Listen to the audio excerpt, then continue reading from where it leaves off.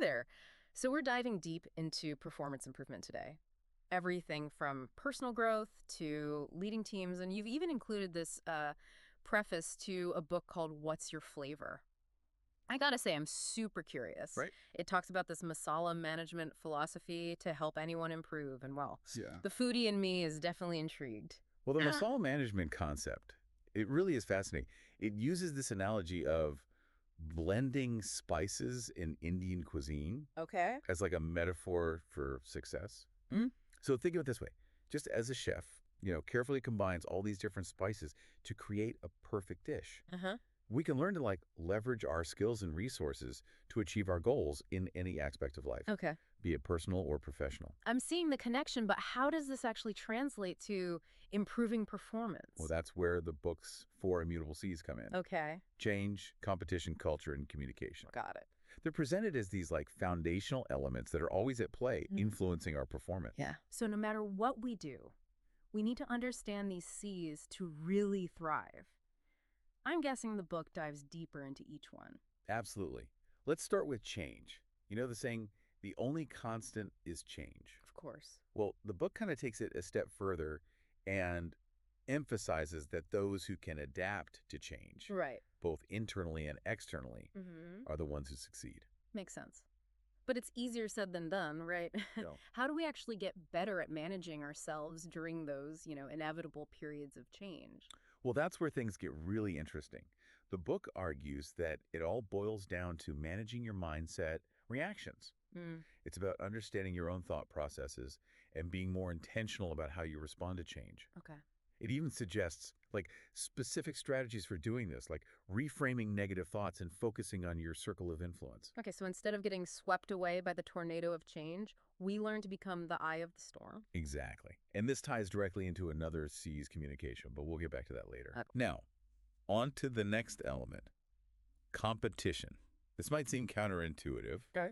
but the book argues that competition is always present, even in areas where you might not expect it, like personal relationships. Wait, competition in relationships? That sounds a little harsh, doesn't it? Think of it this way. In any relationship, we are constantly competing for resources. Okay. It could be time, attention, even love and support. Mm, This competition isn't necessarily negative. yeah. It simply highlights the fact that we need to consistently bring something valuable to the table to maintain a healthy balance. So instead of viewing competition as this cutthroat battle, Yeah, we can see it as a motivator to be our best selves and contribute positively to our relationship. precisely. Now, thinking about competition and its influence on performance, imagine you are leading a team. Okay. You're competing against other teams. And within your team, you have individuals who are, in a sense, competing for recognition, resources, and growth opportunities. That's a really interesting perspective on teamwork. It's not just about everyone getting along, but also about understanding those subtle dynamics and creating an environment where healthy competition can actually drive performance. And that's where the third C, culture, comes into play. Right. The book talks about how culture, the shared attitudes and beliefs within a group, can be incredibly contagious and can either fuel or hinder performance. Yeah. Think of high-performing sports teams. They have a very distinct, almost tangible winning culture that pushes everyone to be their best. It's almost like that culture becomes a competitive advantage in itself. Now, I am curious how we can cultivate that kind of positive and productive culture. Any insights from the book on that? The book dives into the power of leadership in shaping a winning culture. Okay. Leaders set the tone and communicate the vision. Speaking of communication, it's also one of the C's, right? I'm sensing a pattern here. You're absolutely right. Communication is the catalyst for everything. Okay. It's how leaders communicate their vision, how teams collaborate, and how individuals adapt to change.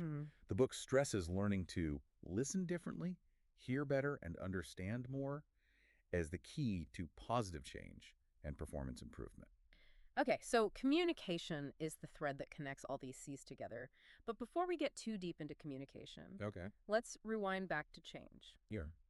You mentioned earlier that the book offered specific strategies for managing oneself during change. Right. What kind of strategies are we talking about here? Well, one of the most interesting points the book makes is about managing your internal dialogue during change. Okay. It emphasizes the importance of metacognition, becoming aware of your own thought processes and how you learn.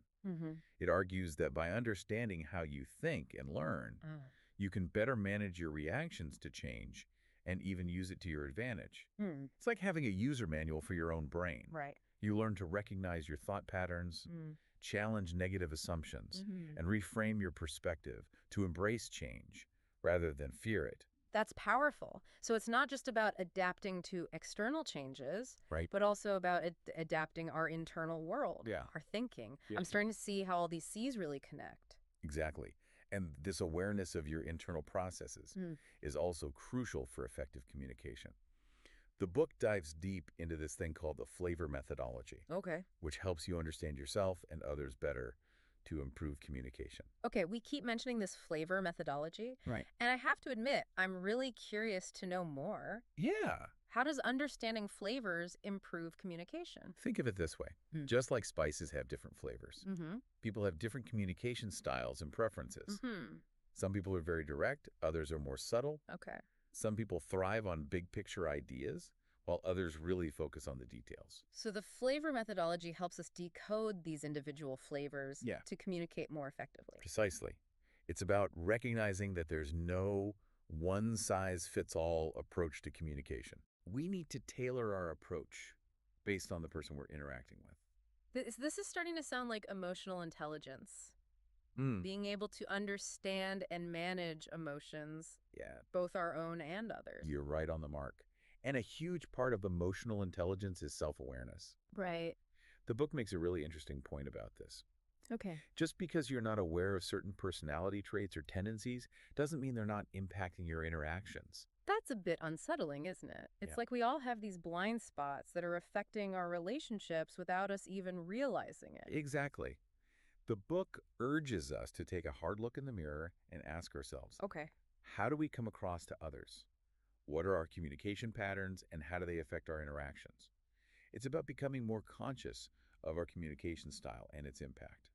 That's a lot to unpack. Do you think the book offers any practical advice on how to develop that self-awareness? It seems like a pretty daunting task. Actually, it does. Yeah. One of the things it suggests is to pay attention to feedback, Right. whether it's direct feedback from someone or just observing how people react to you. It can provide valuable insights into your blind spots. So instead of getting defensive when we receive feedback, Right. we should view it as an opportunity for growth and self-discovery. Precisely.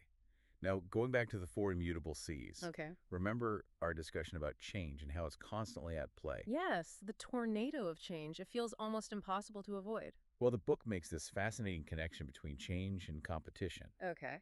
It argues that all change is ultimately driven by some, like, unseen competitive force. So it's not just random events that cause change. There's Right. always this underlying pressure pushing us to adapt. I never thought of it that way. Exactly. The book uses some really interesting examples to illustrate this point. Okay. Think of the dinosaurs, for instance. Oh, wow. They were once dominant, but they couldn't compete with the changing climate and ultimately went extinct. Okay. That's a pretty extreme example, but I see your point. Yeah. If even dinosaurs couldn't escape the force of change and competition, it's definitely something we need to be mindful of. And it's not just ancient history. Right. Think about newspapers.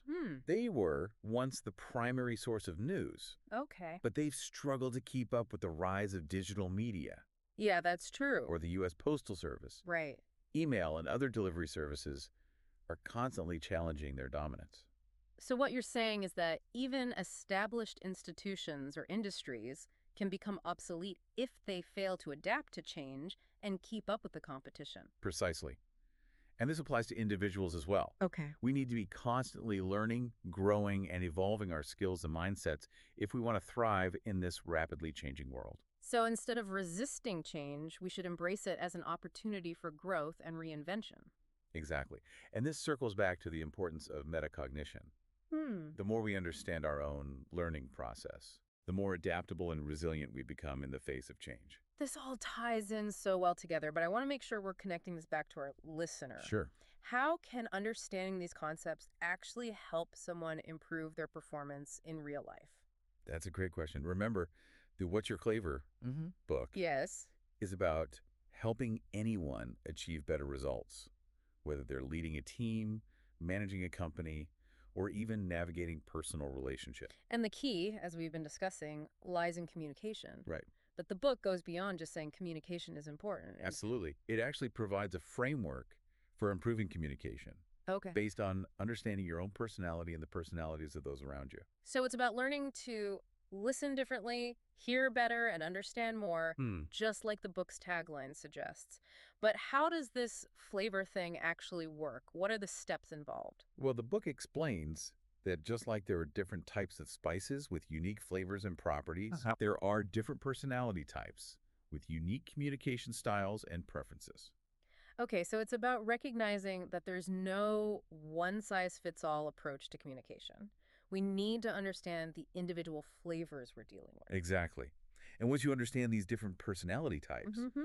you can tailor your communication style to build stronger relationships and achieve better results. This is getting fascinating. I feel like we're uncovering a secret code to human interaction. It's all about developing that deeper understanding of ourselves and others. Right. And the book provides a framework for doing just that. Now I'm remembering our earlier discussion about competition Right. and how it's always present. Mm. It's not just about winning or losing, right? You're right.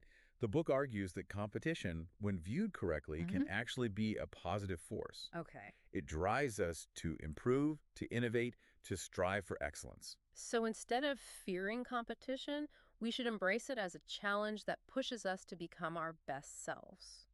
I like that perspective. And by understanding the dynamics of competition and learning to communicate effectively, we can turn any competitive situation into a win-win. It's about shifting our mindset from scarcity to abundance, Yeah, recognizing that by working together and leveraging our unique strengths, we can achieve far more than we ever could alone. exactly. And this collaborative spirit is essential for building a positive and productive culture. Mm. Remember, the book talks about how culture can either be a driving force for success or a major obstacle to progress. It seems like this whole Masala Management Philosophy is about understanding like the nuances of human interaction and using that knowledge to create a recipe for success in any area of life. That's a great way to put it. And speaking of recipes, Yeah, let's circle back to that fascinating example from the book, the story of legendary football coach Paul Bear Bryant. Have you heard of him? of course. He's a coaching icon, known for his incredible ability to motivate his players and build winning teams. What's a book's take on him? Well, the book uses Coach Bryant as like a prime example of someone who understood the power of communication and culture in achieving exceptional performance. Oh. Bum Phillips, another great coach, once said about Bryant, he can take his in and beat your earn, and then can take your earn and beat his in. That's quite a compliment, Right. even if it sounds a bit confusing. Yeah. So what's the message here? That Coach Bryant was just that good. It's more than just raw talent. Okay. It's about recognizing that even with seemingly similar resources, Mm-hmm. the ability to communicate effectively, to understand the strengths and weaknesses of each individual, and to create a winning culture, that made all the difference for Coach Bryant.